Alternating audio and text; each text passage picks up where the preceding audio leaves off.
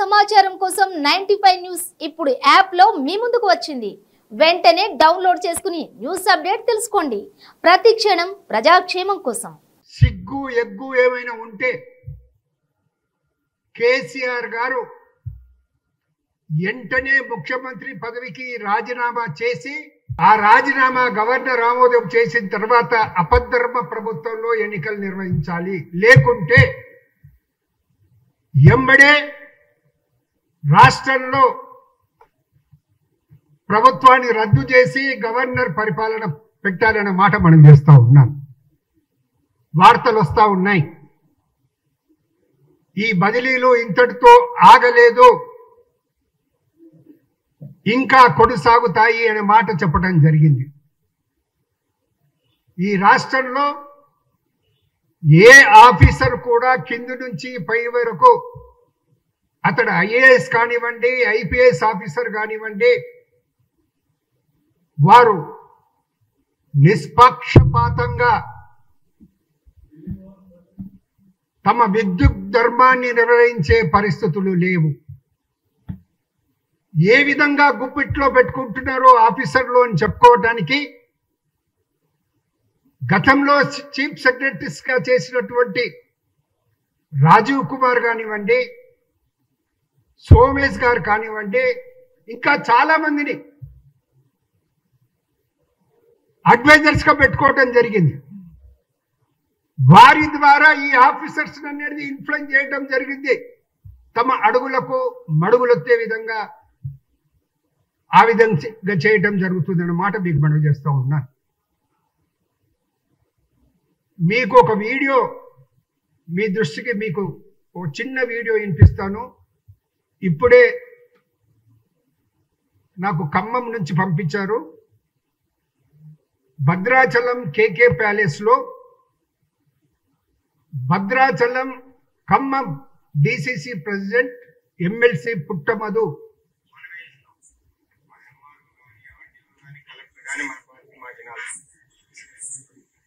ఎందుకంటే ప్రభుత్వం మన ఎస్ఐ అయినా, సిఐ అయినా, ఏసీపీ అయినా, ఏఎస్పీ అయినా, కమిషనర్ అయినా ఎవరైనా ప్రభుత్వానికి అనుగుణంగా పనిచేస్తుంది. అంటే ఆయన ఒక ఎమ్మెల్సీ బీఆర్ఎస్ ప్రెసిడెంట్ నిన్న మాట్లాడటం జరిగింది కేకే ఫంక్షన్ హాల్ భద్రాచలంలో. మాట్లాడి వాడి ఎస్ఐ కావండి, సిఐ కావండి, కమిషనర్ కానివ్వండి, ఇది మన ప్రభుత్వం మనం చెప్పినట్టే వినాలనే మాట మాట్లాడటం జరిగింది. అంటే వారు ఎంత సిగ్గు ఎగ్గు లేకుండా మాట్లాడటం జరిగిందన్న మాట మీకు మనవి చేస్తూ ఉన్నారు. అదేవిధంగా ఎన్నికల కమిషన్ 5వ తేదీ నాడు హైదరాబాద్లో ప్రెస్ మీట్ చేసిండ్రు. రాజీవ్ కుమార్ ఎన్నికల కమిషనర్ గారు మాట్లాడుతూ ఈ డబ్బు ప్రభావాన్ని తగ్గించడానికి మేము పూర్తి ప్రయత్నం చేస్తామనే మాట వారు చెప్పడం జరిగింది. అంటూ ఒక మాట చెప్పారు వారు, అది ప్రెస్ లో కూడా రావటం జరిగింది. డబ్బు ఇచ్చిన వాడిది ఎంత బాధ్యతో డబ్బు తీసుకున్న వాడిది కూడా అంతే బాధ్యత అనే మాట వారు చెప్పడం జరిగింది.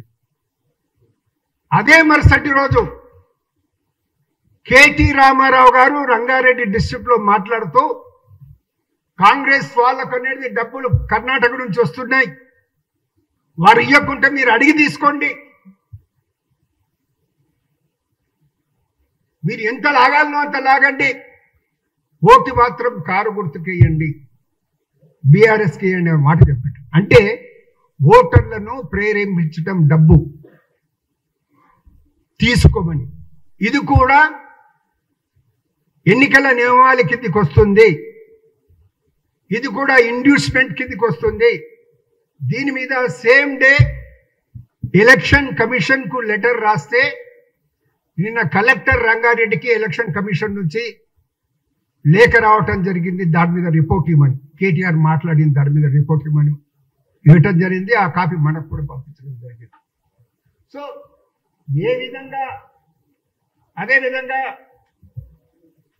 లాంగ్ స్టాండింగ్ పోలీస్ ఆఫీసర్స్ ను అక్కడనే కంటిన్యూగా ఉంచొద్దు, బదిలీలు చేయాలని చెప్పిన తర్వాత కూడా ఖమ్మం డిస్ట్రిక్ట్ లో మేము డీటెయిల్డ్ గా మీకు మళ్ళీ పంపిస్తాము. 10 సంవత్సరం పైగా ఆ డిస్ట్రిక్ట్లో ఉన్న వాళ్ళు ఐజిటీస్ పోలీస్ ఆఫీసర్స్ ఉన్నారు. అది మొన్న ఎన్నికల కమిషన్ కలిసినప్పుడు కూడా మేము వారికి ఉత్తమ్ కుమార్ రెడ్డి గారు, శ్రీధర్ బాబు గారు వివరాలతో సహా చెప్పడం జరిగింది. ఇప్పుడు మనది ఓల్డ్ 10 డిస్ట్రిక్ట్స్, కొత్త డిస్ట్రిక్ట్స్ ఇప్పుడు 30కి పైగా అయినాయి. ఓల్డ్ డిస్ట్రిక్ట్ అనేది పరిగణనలోకి తీసుకునేసి ఓల్డ్ డిస్ట్రిక్ట్ లో లాంగ్ స్టాండింగ్ ఉన్న వాళ్ళు ఎవరు కంటిన్యూ అక్కడే ఉండకుండా ఉండాలనేసి లిఖిత పూర్వకంగా అనేది మేము ఎలక్షన్ కమిషన్ కు ఇవ్వటం జరిగిందన్నమాట కూడా మనం చేస్తూ ఉన్నాం. ఇంకొక దృష్టాంతం మన దృష్టికి ఇవ్వాలని రావటం జరిగింది. వనపర్తి డిస్ట్రిక్ట్, వనపర్తి ఇది కూడా మీకు పంపిస్తాను. ఇందులో కొన్ని టెండర్స్ అనేది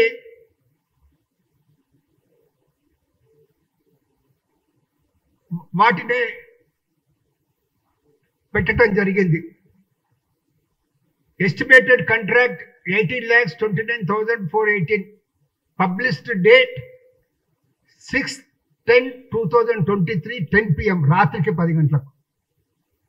బిడ్ సబ్మిషన్ స్టార్ట్ టైం అనేది నెక్స్ట్ డే 10:30 AM కు. అయితే ఇంత ఆదరా బాదరాగా ఈ బిడ్లను ఎందుకు పిలవటం జరిగిందనే ఒక ప్రధాన సమస్య. ఇది ఒక డిస్ట్రిక్ట్ ఒక ప్రాంతానికి చెందింది. త్రూఅవుట్ ది స్టేట్ ఈ విధంగా జరిగింది. ఇంకా ఆశ్చర్యకరంగా ఇంకొక విషయాన్ని కూడా మీ దృష్టికి తీసుకొస్తా ఉన్నాను. 9th నాడు అనేది మనకు షెడ్యూల్ వచ్చింది. షెడ్యూల్ వచ్చింది అన్నాడు 12 గంటలకు వచ్చింది. షెడ్యూల్ 12 గంటలకు వస్తే ఈ వనపర్తి మున్సిపాలిటీలో రాత్రి 6:32కు బిడును పిలవడం జరిగింది. తర్వాత సబ్మిషన్ ఆఫ్ బిడ్స్ అనేది 6:32కు పిలిచి 7 గంటలకే సబ్మిషన్ మొదలు పెట్టుకొని చెప్పడం జరిగింది. అయితే ఆ టైం కోడ్ అనేది వచ్చింది తర్వాత కూడా ఈ విధంగా 5-6 ప్లేసెస్ లో చేయటం జరిగింది. ఆ డీటెయిల్స్ కూడా మీకు నేను పంపిస్తాను. మేము ఇది ఎలక్షన్ కమిషన్ కూడా పంపిస్తున్నాం.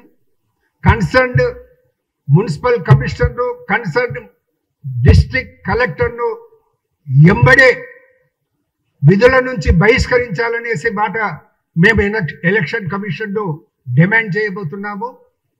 నిన్న ఎలక్షన్ కమిషన్ ఏదైతే నిర్ణయం తీసుకుందో కాంగ్రెస్ పార్టీ ఆ నిర్ణయాన్ని స్వాగతిస్తుంది.